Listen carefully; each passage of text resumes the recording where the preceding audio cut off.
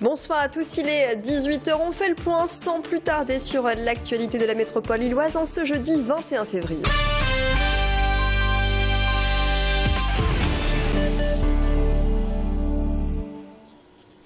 Une coopération franco-belge aujourd'hui à l'ancien poste frontière de Requem sur l'autoroute A22. La police a effectué des contrôles routiers. Policiers, CRS et gendarmes français et belges ont travaillé ensemble pour des contrôles de vitesse, des recherches de stupéfiants ou encore des vérifications de chargement. Ces contrôles ont été réalisés alors que se tient à Lille le séminaire TISPOL. TISPOL rassemble les forces de l'ordre de 28 pays. Les explications au micro de Mathilde Espinasse. Il y a deux objectifs dans l'opération. Donc pour nos 28 délégations étrangères, c'est de leur montrer comment nous contrôlons en Belgique, tant en matière de circulation routière, mais également en matière de criminalité. Deuxièmement, c'est leur montrer en effet qu'il est intéressant et important de travailler avec les collègues d'autres pays, par exemple ici, donc des collègues français ou hollandais qui contrôlent avec nous sur ce parking en Belgique. Cette manifestation à présent, celle des salariés de Viston, direction l'Homme. Viston, c'est une société de vente et de maintenance de pompes à bière. Les 72 salariés sont inquiets. La liquidation de Viston devrait être prononcée début mars, déjà fin novembre. Un premier plan de licenciement avait écarté 43 personnes. Vision appartient au groupe Olivier Bertrand Distribution et enregistre une baisse de sa clientèle. Les syndicats donc se mobilisent. Ça fait plus de 3 ans qu'on a peur. Il faut savoir que Vision en 3 ans a eu 4 directions différentes. C'est-à-dire un PDG tous les 6 mois. Moi je dis bravo à Olivier Bertrand. Bravo.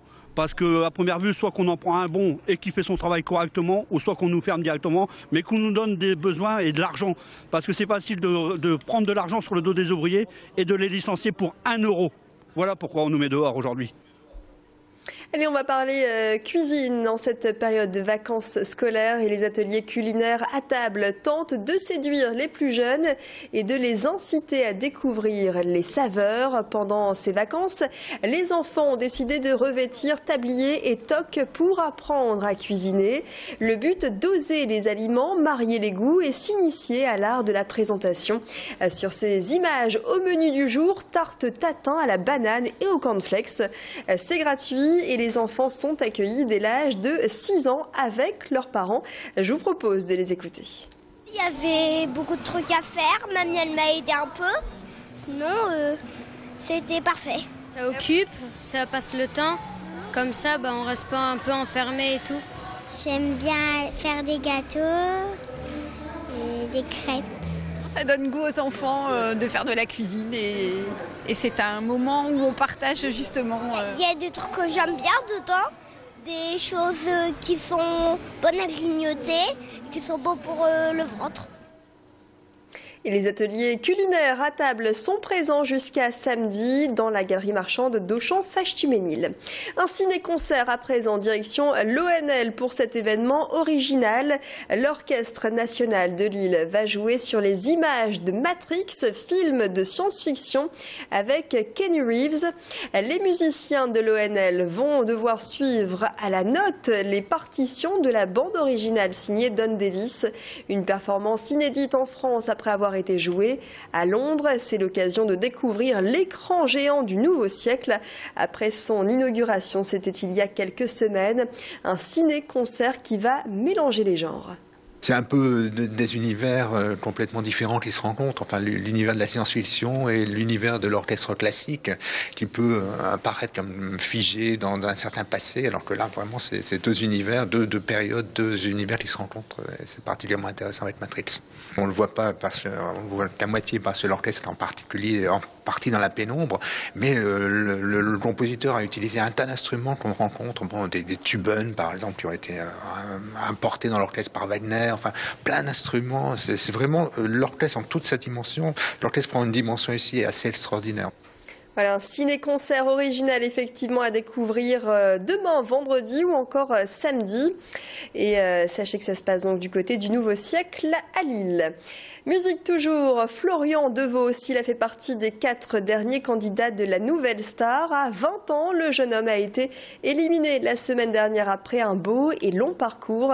Florian nous vient de Wavrin et c'est chez lui, dans sa commune, qu'il prépare un concert.